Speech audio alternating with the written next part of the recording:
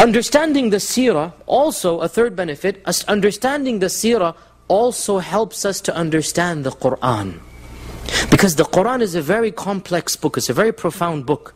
And it cannot be understood without context. You cannot understand without context.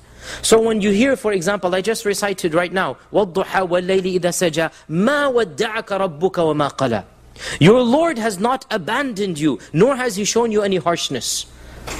You will not understand this verse until you understand the seerah, when it was revealed. Why was it revealed? The context of its revelation. That the Prophet ﷺ was facing persecution.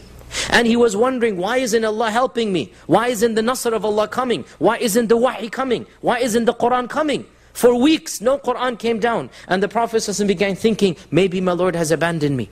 What is that? And this is early on, the first year of revelation. The first year of revelation, and shaitan is giving him bad thoughts. And so immediately Allah reveals, وَالضُّحَى وَاللَّيْلِ إِذَا سَجَى مَا وَدَّعَكَ. وَالضُّحَى, sign of optimism. Duha is what? What is duha?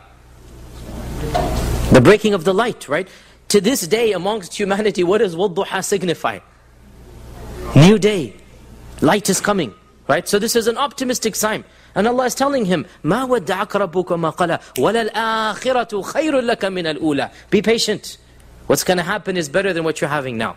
Right? It's the beginning of the day. The dawn is coming. The sun is coming. So until you understand the seerah, the surah doesn't make any sense to you. So by studying the seerah, the Qur'an gains meaning, profundity. Without the seerah, the Qur'an is without context. Without context, you will never appreciate the Qur'an.